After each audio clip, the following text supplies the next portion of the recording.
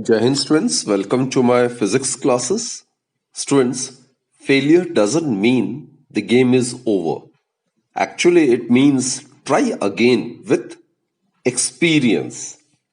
So, students, the past cannot be changed. The future is still in your power. And if you don't think about the future, you can't have one. So, don't be afraid of failure. Take it as an experience. With that positive note, students, let's begin today's session.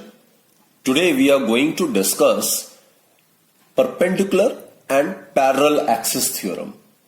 Actually, students, in the case of rigid bodies having regular shapes, the axis through the center of mass is usually a symmetry axis, and it is always convenient to find mi, that is the moment of inertia of the body, about the axis through its center of mass.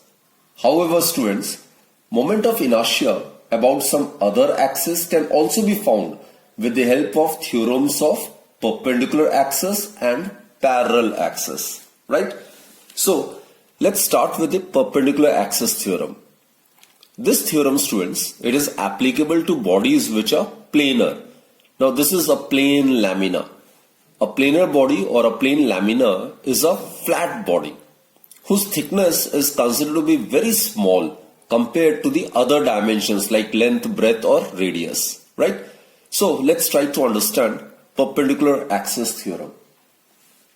Suppose, students, this plane lamina, when it rotates about z-axis, then the moment of inertia of this plane lamina about z-axis is suppose represented by Iz, right? And let us consider this plane lamina when it rotates about x-axis. When it rotates about x-axis like this. Let us consider the moment of inertia associated with this plane lamina about OX, that is x-axis be Ix. And when the same plane lamina rotates about the y-axis, OY-axis, suppose the moment of inertia of this plane lamina be represented by Iy. We are already aware, students, moment of inertia of a rigid body about different axis is different. So the Mi of the rigid body, in this case it's a plane lamina about z-axis is considered to be Iz, about x-axis is considered to be Ix, and about y-axis it's considered to be Iy. Now these are the two axes OX and OY which are lying on the plane of the plane lamina. While OZ axis, it is perpendicular to the plane lamina, right? So as the term suggests, perpendicular axis theorem, all the three axes must be mutually perpendicular to each other. They must be mutually perpendicular to each other. So this theorem states that the moment of inertia of the plane lamina about an axis which is perpendicular to its plane. Perpendicular to its plane is OZ, right? So the moment of inertia of the plane lamina about an axis perpendicular to its plane, that is Iz, is equal to sum of the moment of inertia of the lamina about two mutually perpendicular axes in its own plane, all intersecting each other at the point through which the perpendicular axis passes through, right? So these are the two axes which are lying on the plane, while OZ, this is the axis which is perpendicular to its plane, right? So according to perpendicular axis theorem, Iz, it is given to be equal to the sum of Ix and Iy. This is the statement of perpendicular axis theorem. Now students, let us try to mathematically verify perpendicular axis theorem. So what we do is, this is a plane lamina. It must be consisting of a large number of particles.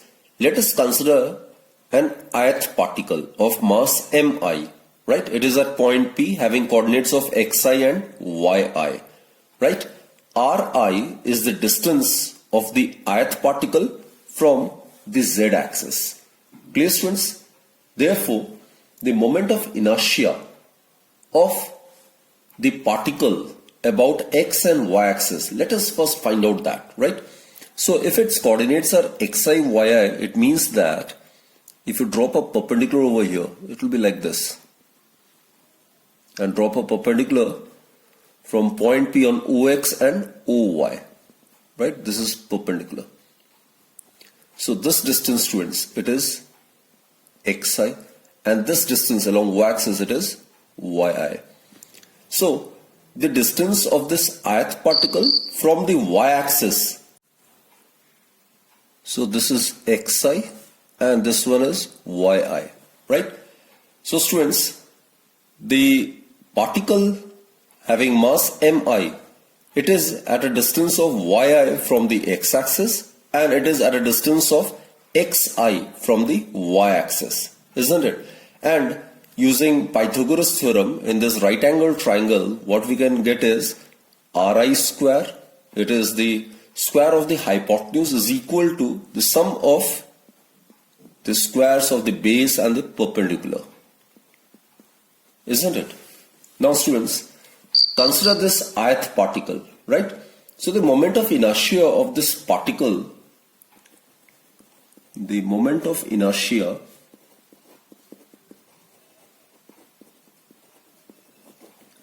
of this ith particle, whose mass is considered to be mi, about x-axis, that is about OX, it is equal to the product of the mass of the ith particle, that is mi, multiplied by its distance from the x-axis, that is yi, the square of its distance. So this is the moment of inertia of the ith particle about x-axis. Therefore students, the moment of inertia, if we consider the moment of inertia of the whole of lamina about x-axis, obviously we have represented it by ix, isn't it? So it will be given by summation of this. So it will be summation of mi yi square. I is equal to 1 to n.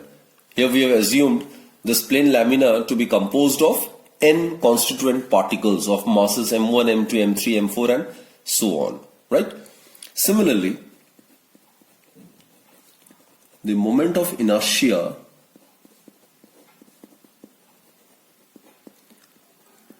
of the whole of lamina about y-axis, about this axis, as this lamina tends to rotate about y-axis, then the moment of inertia of this plane of lamina would be represented by Iy, as I've shown over here. So it will be given by summation I equals to 1 to n mi. The distance of this constituent particle mi from the y-axis is xi. So it is mi xi square, and the summation of this, that will give us Iy. Clear? And students, the moment of inertia of the plane lamina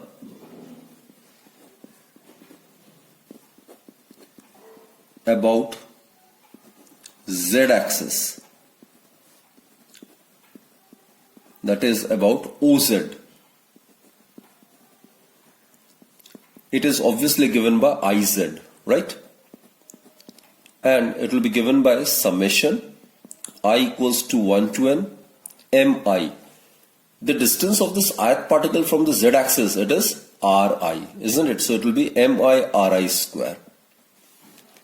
That is, students, Iz, it may be written as summation I equals to 1 to n mi. In place of ri square from equation 1, we can write xi square plus yi square, right? From first. So Iz, it would be equal to summation I equals to 1 to n mi xi square plus summation I equals to 1 to n mi yi square, which implies that iz is equal to, students remember summation I equals to 1 to n mi xi square, it is equal to iy, this is equal to iy, because xi is the distance of the particle mi from the y-axis and yi is the distance of the ith particle from the x-axis. So this term summation I equals to 1 to n mi yi square, that represents the moment of inertia of the plane lamina about x-axis. So this term represents the moment of inertia of this plane lamina about x-axis. So it is ix. Thus students, we have proved perpendicular axis theorem. So let us recall this statement then. Z-axis is the axis which is perpendicular to the plane lamina, and x and y-axis are both the axes which are lying on its plane, and all the axes meeting each other at a particular point O. So according to perpendicular axis theorem, it states that the moment of inertia of a plane lamina about an axis which is perpendicular to the plane, in this case it is iz, right? It is equal to the sum of the moments of inertia of the plane lamina about the two perpendicular axes which are lying on its own plane and intersecting each other at a point through which the perpendicular axis passes through, right? So this is the statement and the mathematical verification of perpendicular axis theorem. Now let us discuss, students, parallel axis theorem. This theorem is applicable not only to a plane lamina, but it is also applicable to a three-dimensional body. Now students, suppose this is a plane lamina and this is the center of mass of the plane lamina. Center of mass of the plane lamina means this is the hypothetical or imaginary point where the entire mass of the plane lamina may be assumed to be concentrated, and this is the axis which is passing through the center of mass of the plane lamina and perpendicular to its plane. Now suppose if the plane lamina is rotating about this axis, that is LM, it is an axis passing through the center of mass of the plane lamina and perpendicular to its plane, right? So in this case, suppose the moment of inertia of the plane lamina be given by IC. IC stands for the moment of inertia of the plane lamina about an axis passing through its center of mass. Clear, students? This is another axis, ZZ dash, which is parallel to this axis. As the term suggests, these two axes must be parallel to each other, right? And let us assume if this plane lamina rotates about OZ, rotates about this axis like this, then the moment of inertia about axis OZZ dash, which is parallel to this axis, suppose it is given by I. Let us represent it by I. So students, I is the moment of inertia of this plane lamina about this axis ZZ dash when it is rotating like this, isn't it?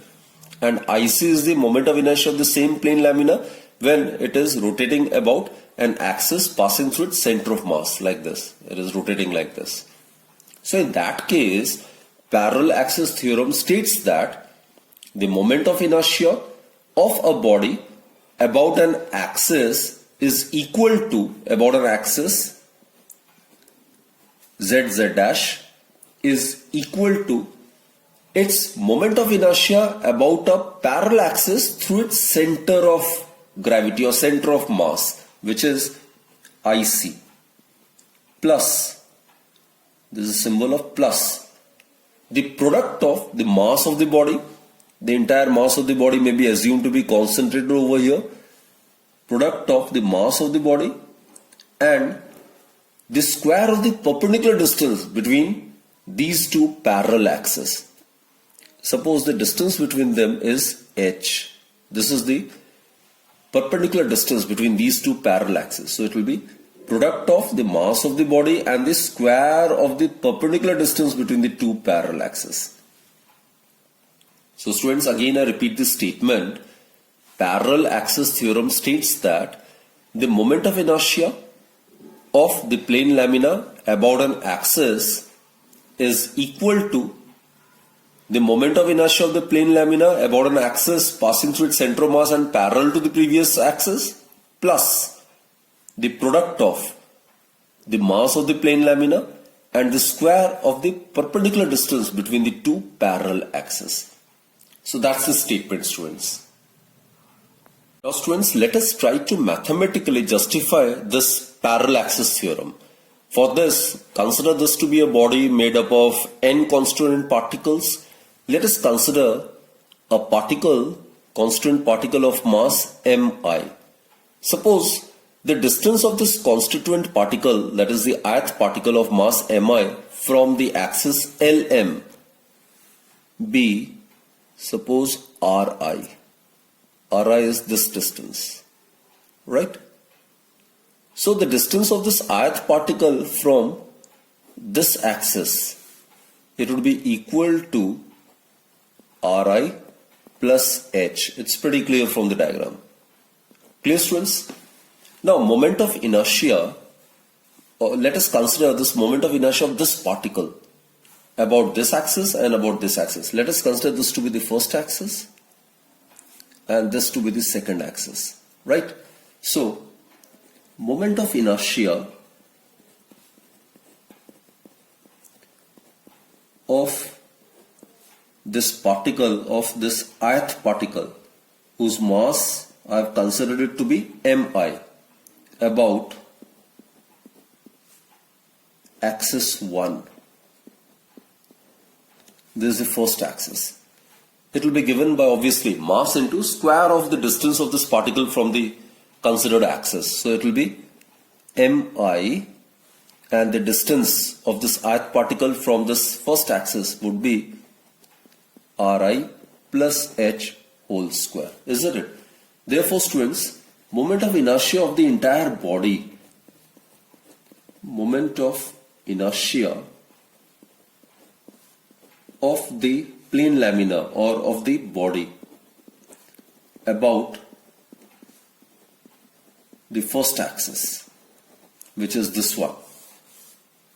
It is represented by I. It has been represented by I. So it will be given by the summation of this. So it is summation mi Ri plus h whole square, and there are n particles. So limits will be from I equals to 1 to n. Clear, students? Now look, let's expand it. It is in the form of a plus b whole square. So what to do is, we will expand it. It's in the formula of a plus b whole square, which is a square plus b square plus 2ab. Right? On expanding, what we get is I is equal to, let's open the bracket. So we get I equals to 1 to n mi Ri square plus h square is constant. H is the perpendicular distance between these two parallel axes, and that will remain constant. So h square summation I equals to 1 to n mi plus, here again 2 is constant, h is constant. So 2h summation I equals to 1 to n mi multiplied by Ri, right? So I, it would be equal to, now students concentrate on this particular term, mi Ri square. Mi, the distance of this ith particle from the second axis, is Ri. Therefore moment of inertia of the ith particle from the second axis would be mi Ri square, isn't it?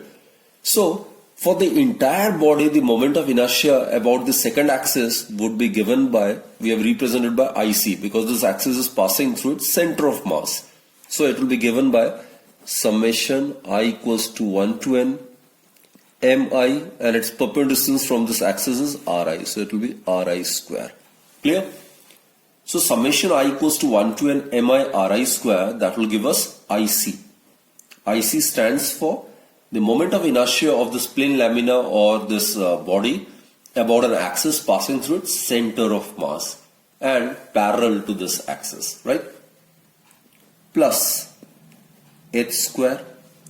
Now students, summation of I equals to 1 to n mi. It will give us m1 plus m2 plus m3 plus m4 and so on. So sum of the masses of the constituent particles, that will give you the total mass of this body, and total mass of this body is capital M plus 2h. Now this term, students, this we have already done earlier. This is actually the sum of the moments of the constituent particles about the center of mass when it coincides with the origin. It is always 0, isn't it? So sum of the moments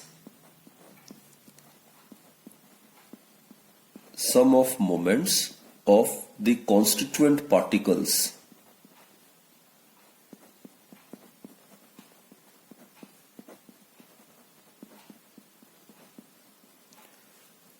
about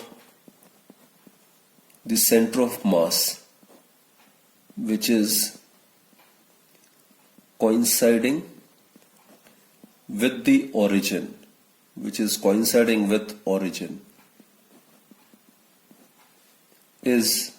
0. That is, this we have already done in the earlier session. I equals to 1 to n MIRI. This is the sum of the moments of the constant particles about the center of mass, and if the center of mass of the system is assumed to be coinciding with the origin, then summation I equals to 1 to n MIRI is always equal to 0, right? So this term is 0, so 0 multiplied by 2h, it will be also 0. So it implies that I is equal to IC plus, this is the mass of the body, and h square. H is the perpendicular distance between the two parallel axes. So students, this is the mathematical statement of parallel axis theorem. So it's been mathematically verified. So parallel axis theorem states that the moment of inertia of this body, which can be a plane lamina or a three-dimensional body, about an axis is equal to the moment of inertia of the same body about an axis passing through its center of mass and parallel to the given axis, plus the product of the mass of the body and the square of the perpendicular distance between the two parallel axes.